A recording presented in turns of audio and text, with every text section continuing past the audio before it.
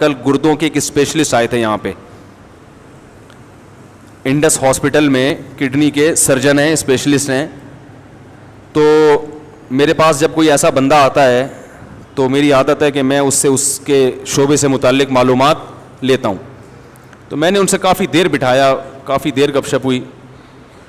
تو میں نے انہوں نے اپنے مطلب کی چیزیں ہم سے پوچھی، ہم نے ان کے مطلب کی جو ان کو جو نالج ہے تو وہ میں آپ کے ساتھ بھی شیئر کر دیتا ہوں. فائدہ ہے نا، گردے تو اچھا ہی رہے تو اچھا ہی ہے نا. کیا خیال ہے بھائی؟ گردے تو سب کو اللہ نے دیے، کوئی دنیا میں گردے لیس آدمی تو آج تک میں نے دیکھا نہیں ہے. تو جو بھائی جن کے گردے نہیں ہیں وہ جا سکتے ہیں، جو گردے والے ہیں وہ بیٹھ کے تھوڑی سی بات اور سن لیں، فائدہ ہوگا ان کو، کیونکہ یہ گردے اسی طرح کام کرتے رہیں.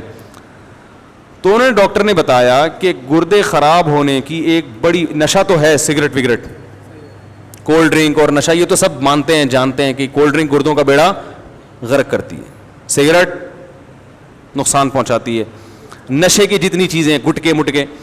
لیکن ایک بہت اہم چیز یہ بھی ہے کہ جو وائٹامنس کی گولیاں ہیں نا، آج کل ہر آدمی کچھ نہ کچھ کھا رہا ہے، دیسی چیزیں لوگوں نے چھوڑ دی. میں بھی حیدرآباد میں ایک حکیم صاحب سے میری ملاقات ہوئی کچھ دن پہلے، میرا حیدرآباد جانا ہوا.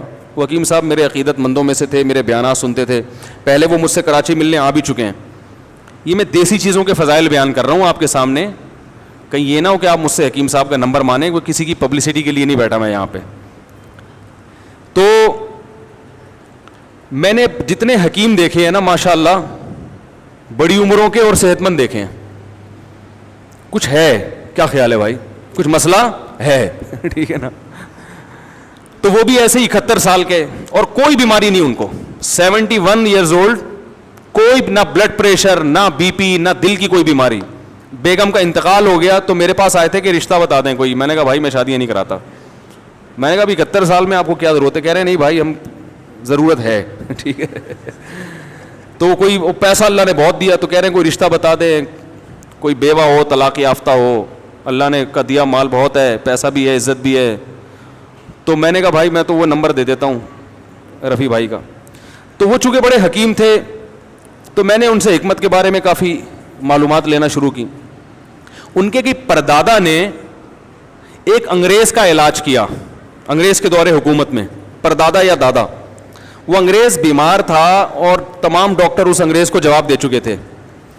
ویسے تو یہ گورے حکیموں کو بالکل نہیں مانتے، ابے حکیم ایسے، ابے حکیم 2 نمبر، ابے ایسا ویسا ہی. لیکن مرتا کیا نہ کرتا، جب سب سے مایوس ہو گیا تو قبلہ حکیم کے پاس آ گیا، وہ انڈیا میں، ہندوستان میں. انہوں نے اس کا علاج کر دیا، ان کے دادا یا پردادا نے. وہ بندہ ٹھیک ہو گیا.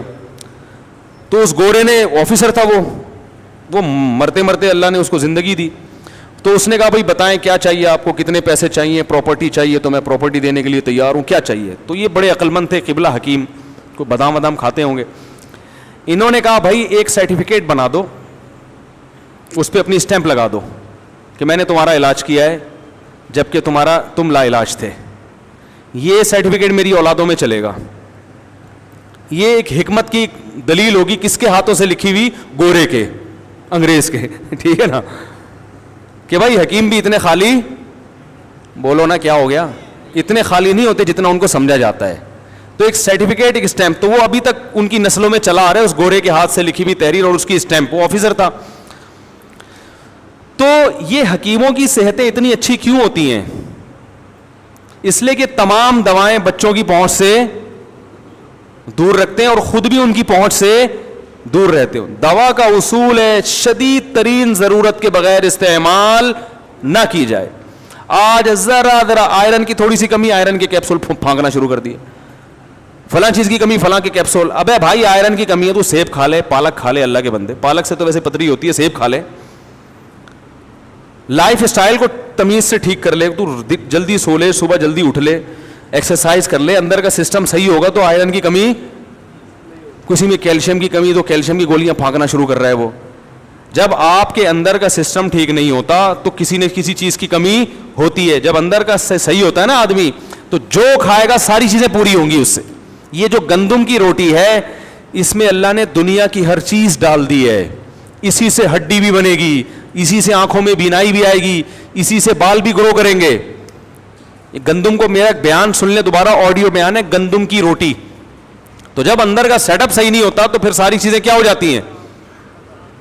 تو انہوں نے بتایا جو کڈنی کے اسپیشلسٹ تھے کہ یہ جو وائٹامنس کی گولیاں کھائی جا رہی ہیں یہ اس سے بھی کیا ہو رہا ہے, گردوں میں پتھری بنتی ہے. تو اور بہت ساری کافی مفید معلومات, اللہ ان کو ان کی عمر میں برکت دے, کم از کم ان کے گردے اللہ صحیح رکھے, ٹھیک ہے نا. تو انہوں نے ہمیں کڈنی کے بارے میں اتنی اچھی معلومات دی.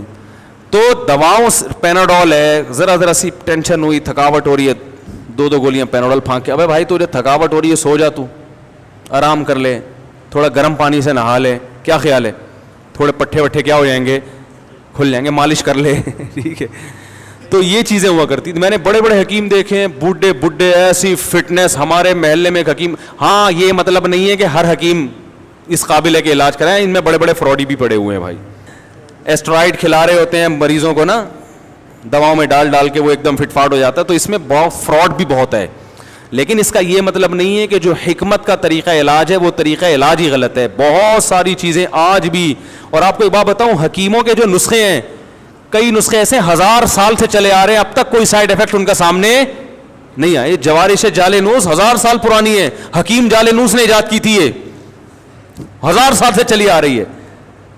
کہ نام کتنا اچھا ہے, جوارش جالینوس ہے بھائی. اور آپ کو بتا دوں 2-4 چیزیں گھر میں لا کے رکھ لیں, وہ کھایا کریں. اور کیا کھائیں آپ, خمیرہ گاؤ زبان, یہ صبح ناشتے کے بعد 1 چمچہ کھا لیا کریں. دماغ کی سیٹنگ انشاءاللہ کبھی بھی آؤٹ بولو بھائی نہیں ہوگی. بنفشہ شہتوت رکھ لیں, کھانسی وانسی ذرا سی ہو, گرم پانی میں بنفشہ شہتوت ڈال کے. اور کالی مرچ کے تمہارے ایک پورا اس پر بیان ہے, پھوڑے پھنسی ہو رہے ہیں, کالی مرچ اچھی طرح چبا کے نا نگل لیا کریں, یہ سب فٹ فاٹ ہو جائیں گے انشاءاللہ. تو بہت سارے, ہمارا جو کچن ہے اللہ نے اس کے اندر اتنا کچھ رکھا ہوا ہے کہ ہمیں دوا کی طرف جانے کی چندہ ضرورت نہیں ہے. ڈاکٹر کے پاس یا دوا کے پاس اس وقت جائیں جب بہت شدید مجبوری, اور بیچارہ ڈاکٹر بھی مجبور ہے دوائیں لکھ کے دینے پر. ڈاکٹر یہ کہتے ہیں کہ ان کمبختوں کو دوا لکھ کے نہ دو تو یہ سمجھتے ہیں کہ ہمارا علاج ہو ہی نہیں رہا ہے, وہ دوبارہ ڈاکٹر کے پاس آتے ہی نہیں ہے. اور جتنے بھر کے کیپسول لکھ کے دے گا نا, لوگ سمجھتے ہیں یہ ہے بہترین ڈاکٹر. سمجھ رہے ہو؟ تو ڈاکٹر بھی کیا ہے, بولو نا. میں ایک ڈاکٹر کے پاس گیا, میری بچی کے وہ ایسے پتہ نہیں وہ پورے پھوڑے پھنسی کیا پورا عجیب سا ہو گیا تھا اس کا, گرمیوں میں نا اسکن خراب ہو گئی, چھوٹی بچی تھی. میں ڈاکٹر کے پاس گیا, ڈاکٹر صاحب نے کہا یار یہ جو گرمیاں ختم ہوں گی خود ہی ٹھیک ہو جائے گا. یہ ایک کریم لکھ کے دی, بس اس سے زیادہ کچھ کھلانے کی ضرورت نہیں, یہ ایک ٹائم پورا کر کے بیماری ختم. اب ایسے ڈاکٹر کے پاس لوگ جاتے ہیں, بولیں گے نہیں یار بچی کی اسکن کا مسئلہ, اور مجھے ایسے ہی بول دیا کہ یہ کریم لگاؤ اور بس جاؤ ٹھیک ہو جائے گا, اور وہ ٹھیک ہو بھی گئی. وہ تو ایسے ہی ڈاکٹر ہوگا, بیٹھتے ہی کیا کرے, سب سے پہلے ایک انجیکشن ٹھوکے, پھر اتنی دوائیں لکھ کے دے, پھر یہ صبح شام.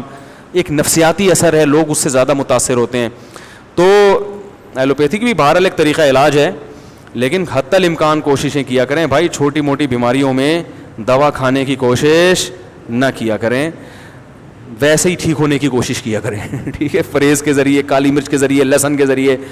اب لہسن ہے وہ کولیسٹرول کو ختم کرتا ہے باڈی سے, تو پہلے سے ہی کولیسٹرول کو ختم کرنے کے لیے لہسن کھانا شروع کر دیں, بجائے اس کے کہ بعد میں اتنا بڑھ جائے کہ آپ کو پھر ہاسپٹل میں ایڈمٹ ہونا پڑے, پھر آپ کو بھاری بھرکم ٹیکے لگیں.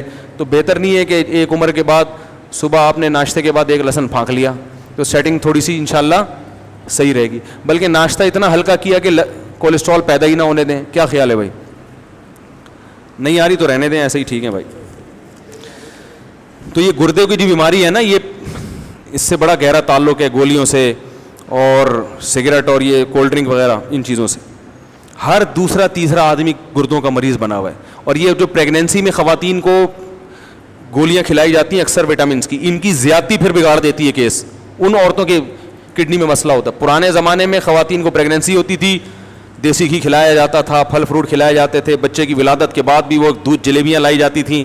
اب یہ تکلفات لوگوں نے چھوڑ دی ہیں, اب وہ ٹیبلٹ پہ آ گئے ہیں. بھائی ٹیبلٹ تو پھر یہی کرے گی, دودھ جلیبی کھایا کرو. مفتی طارق مسعود صاحب, میرے والد صاحب خواجہ تقی الدین شدید علی ہیں, اور ان کو ڈائلسس میں ڈال دیا. اب دیکھو یہ بھی ڈائلسس کا کیس ہے نا گردوں کا. اللہ تعالیٰ ان کو شفا عطا فرمائے, دل سے دعا ہے بھائی.